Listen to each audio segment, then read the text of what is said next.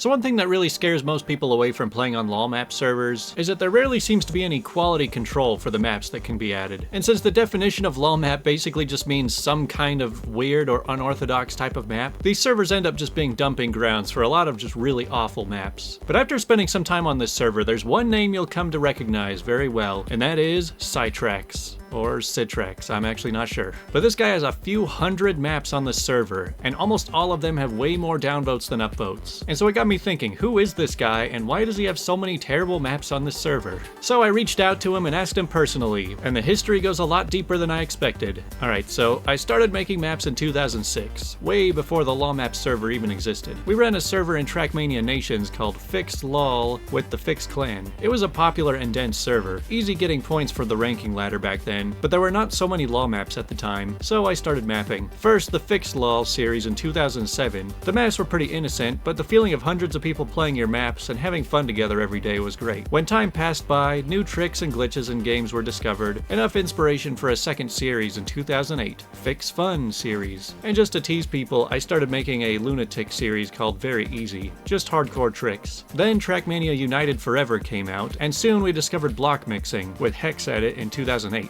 It felt like a revolution. We could finally go really wild, so I made the Fix Mix series. I personally really enjoyed messing around with new block combinations and discovering new glitches, invent new tricks, and exploit them to build a map around it. Note that the first gen of block mixing meant that you had to place a block in the editor, close the game, edit some hex in the source code of the track file to move the block, relaunch the game, and check the result. Then, probably around 2010, the Fixed LOL server stopped existing, and our fellow friends from the Ook team quickly filled the gap with the LOLMAPS server, carrying over the 3,000 plus maps map pack from Fixed LOL. So then me and a bunch of others were like competing to pull off the most weird and disgusting map tricks. The worse the trick, the better. Every WTF in chat motivated me to launch the editor and create more. A signature was born. When TM2 released in 2013, we had to convert all the tracks from LOLMAPS. Although many maps were broken, unplayable, or just lost in the process, the majority of the maps that are currently on LOLMAPS are probably older than the game it's played on. It's like a history book full of great memories for most of us. Alright, so after reading all of that, a lot of this made a lot more sense. A lot of these maps are so old they were made before we really knew how to make any good maps. So all the replays I've shown so far are exclusively his maps. But now let's go over some of the worst offenders, like Fix Fun number 8, which is just a very tight precision path in between these billboards, except that touching the railing is much worse than hitting a wall. It doesn't just slow you down, it's like it grabs you in and gets you stuck.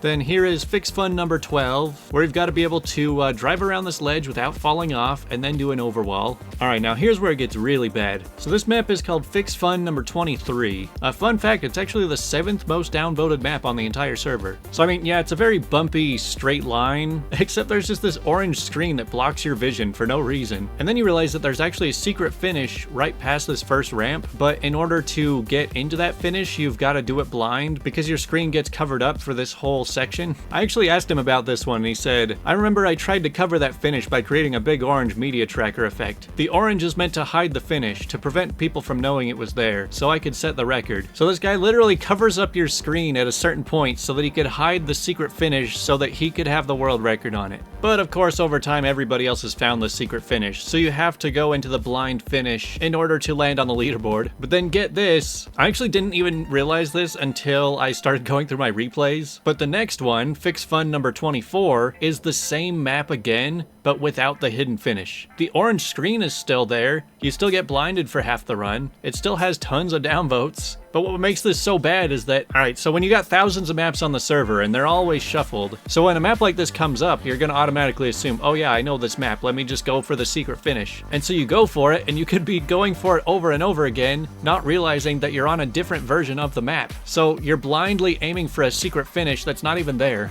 Okay, let's look at Fix Fun number 26. So this one has a pretty long track, but people realize that you could cut right through it with the perfect jump. You could just slip right through this slot and reach the finish, which is fine on its own. We don't really need to go through the whole thing. But then, again with this one, he made a sequel to it, so he covered up the shortcut. So when a map like this loads up, you're thinking, alright, I remember this one, I know the trick, I know the shortcut, I'm gonna go for it. And then you're like, wait, why isn't it working? I don't get it. And I mean, you still can cut this one, but it's just a little bit harder. Then this one is Fix Fun 34. This was kind of just the definition of annoying to drive. I mean, the map would have been fine, except that he had to put put this stupid blockade by the finish line, and so you could have a perfect start, and then right at the end, you just get unlucky. All right, now this map kind of pissed me off for a long time. So there's just a whole bunch of random platforms just kind of floating all over the place.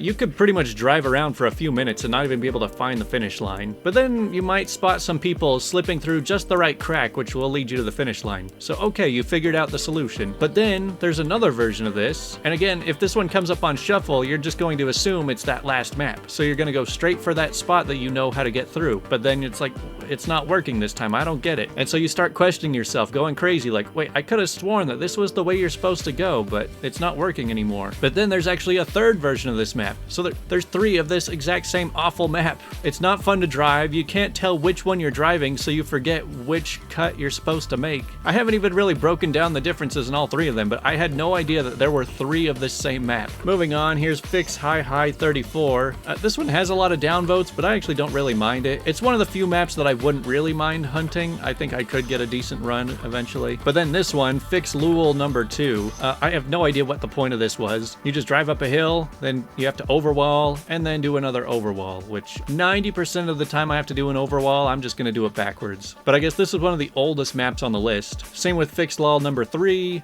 just jump over a wall and then turn right back around. Fixed Lull number 4 just feels like a huge waste of time. It's this huge spiral, which takes well over a minute to drive all the way around. Again, I think you're just supposed to come up with some overwall strategy to save time on it. Then Fixed Lull number 8, I really just don't understand the point of this. It seems like so many pieces were just randomly placed around here, and it takes a while of just looking around to figure out where the trail is. Now Fixed Lull number 10. Now I swear there's at least 3 or 4 of this same map, where you just drop down, there's a bunch of holes around the ground, and you just gotta slide right through and drive through the finish. But for some reason a bunch of my replays have just disappeared around this category. So while I'm pretty sure there's probably 3 or 4 of this exact same looking map, I can't find the replays of the other ones, so maybe I am just going crazy. Fix Lull number 19. Wow, that is one exciting map. You start driving down the road, then you just turn around and go back to the starting line. He's also made a few maze maps, which I gotta say are not my favorite type of things to drive. With so many of these maze maps, you spend the first like 3 or 4 minutes just trying to figure out a route, and then you've only got like 30 seconds left to try and get a good run with that route. There's just so many random pieces all thrown together, and it's